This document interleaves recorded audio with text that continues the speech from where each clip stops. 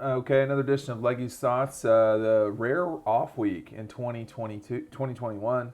And when you look around at college football, it seems pretty clear to me that Georgia's the right now obvious number one team in the country. I thought in watching Alabama and Tennessee, there were a couple things that you could learn there. First of all, that Tennessee is going to be challenging up there in Knoxville, if for no other reason than the crowd and Tennessee can score so much. I still expect Georgia to win that game, but I don't think it's going to be like it's been in the recent past. It may be similar to the 2020 game, and to some degree, the beginning of. I think actually the 2019 game may be the most comparable situation. Tennessee has played pretty well this year for the most part. I mean, you look through and see everybody that played the Gators competitively, played Alabama competitively. They've taken out bad teams like Missouri.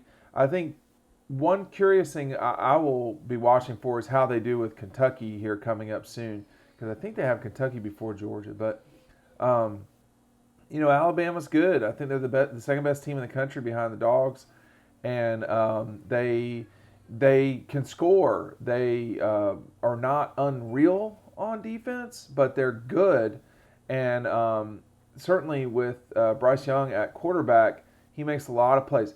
I think the thing for me with Alabama is that they are not as what's the word consistent during every single game as you might need to be to win the national championship. And for Alabama, it looks like their path is going to have to be beating Georgia twice, and I'm not sure they can pull that off.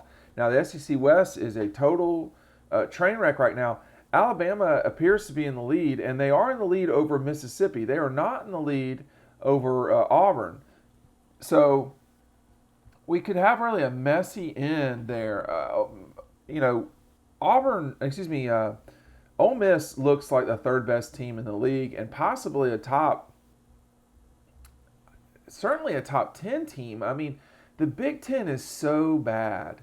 It is hard to watch. Penn State, I don't, if you're going to talk about James Franklin being a good head coach, you're really that's got to be on a curve because he loses far too many dumb games, and particularly at a place like Penn State where you shouldn't lose to Illinois, period. And again, the Big Ten is not a good television product, and if they didn't have so many loyal fans, but then again, the only real national brand up there is Ohio State, who seems to be coming into their own here as we get closer to the playoff. But that Big Ten East is going to be a nightmare to get through. I mean, Penn State may have a not very good head coach, but it's going to be Penn State, Michigan State, Ohio State. There's going to be some losses to be found along the way there. I just, it's not a good product on the field, but the Big Ten. But at least the Big 12, which had two top 10 teams yesterday, struggle or lose. At least the Big 12 can be entertaining. I cannot say that about the Big 10, and I'm not here to hate on conferences. I call it the way it is. Ohio State can totally win the national championship, and maybe Michigan can, but it's not captivating television. I'll tell you that right now. I thought Cincinnati. I knew they would have a hard time with Navy just because of the style of play from the midshipmen, but to only win by 7, that's going to ding them. I mean, Navy's got one win, and it's October. So that's not going to work. But everybody in the top 10 looked bad outside. I mean, looked sketchy to not great outside of Michigan and Ohio State. I just didn't like the way Michigan played. I mean, it's a boring style. And I think they're better than Iowa, but could you see the same thing happen to them as happened to Iowa? Possibly. I mean, I don't know. But Oklahoma is waiting to lose. And they're picking the time of the season when it's not good to play bad. They still have to deal, and this doesn't sound like, people are going, that's something good. They still got to play Baylor, Iowa State, and Oklahoma State in addition to the Big 12 title game.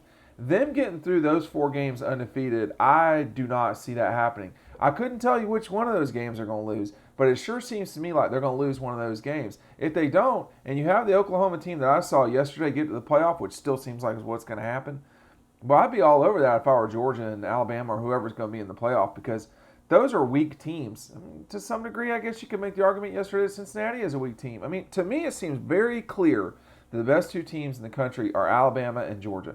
Alabama did not play well yesterday, and they won convincingly. And if there's a couple ways to look at Oklahoma, which is, well, they played terrible, but they almost scored 40 points.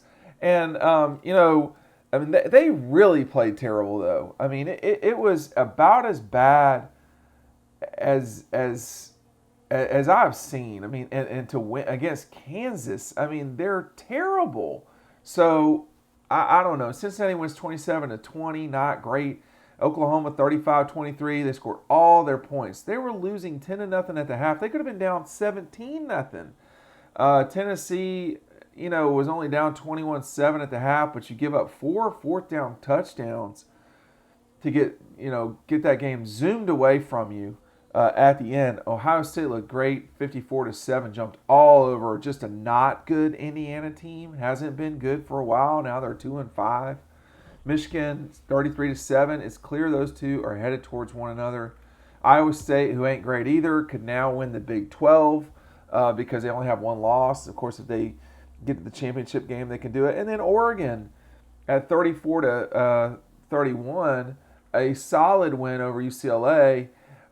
I don't, the game day guys yesterday made it seem like there's no way Georgia can miss the playoff, and I'm not that guy. I have to, we're going to have to see them get past Tennessee and the Gators before I start talking like that. But there's no other obvious choice than Georgia. I mean, I think for Alabama, they have to beat Georgia in Atlanta, and I don't know if that's going to happen. I mean, I think that's going to be a game where if you're Alabama, you're not the better team, and that's problematic. There's a couple other teams I want to touch on who have wasted their seasons with bad losses. First of all, Texas A&M. If A&M had one loss and had a win over Alabama and were control of their own destiny in the SEC West, we would be talking about them being in the playoff. They lost to Mississippi State. They lost to somebody at Arkansas. It's not going to happen. And then you look at Pittsburgh, a team that is undefeated in ACC play, but has a loss to Western Michigan. You're not sniffing the playoff. Dabo Swinney yesterday, before the Clemson game, I guess it was on Friday, was talking to Sean McDonough and Todd Blackledge. That's ESPN's number 2 crew. They are not Chris Fowler and Kirk Herbstreit, but they call the Sugar Bowl. They call the other playoff. He told them on Friday, according to them, that Clemson could still get to the playoff. I just want to know what kind of delusion that guy has got going on. I mean, talking like that makes no sense. I don't know who he's talking to. I don't know if he's talking to himself. I don't know if he's trying to talk to his team.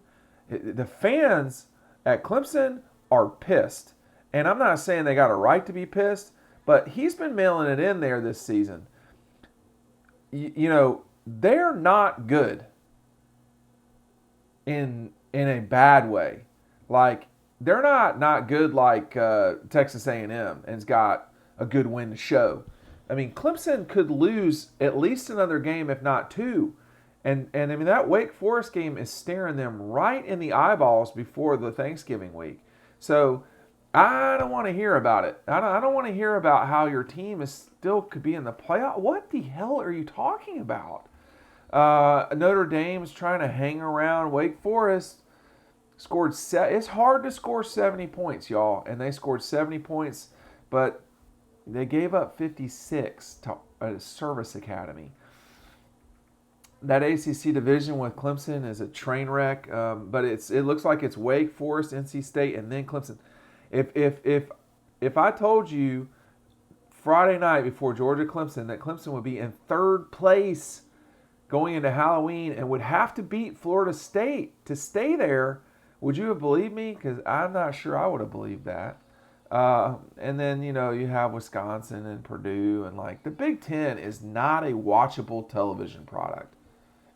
I just, it's not good. To watch those teams,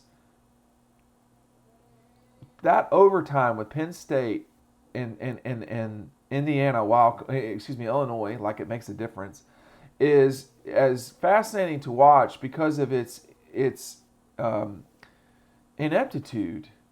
They are literally impotent on offense. They went something like 10 half innings without scoring. You only need to gain 3 yards. Like, what is the mathematical probability in a football game that no one gains more than 3 yards on 10 straight plays? We saw that yesterday. And we've seen that a couple times with Penn State. SC. And LSU knows this. But USC, if you hire James Franklin, you have been warned. LSU, I don't think, is that short-sighted. They've been around the block. They know what James Franklin is about. And he's really good on paper, but boy, he loses games they should not be losing. And LSU shouldn't be getting blown out the way they were against Ole Miss. But, Georgia looks clearly like the best team in the country right now. It's up to them to keep that going. And, you got them going down to Jacksonville, which had been a house of horrors, but that's 15 years ago now.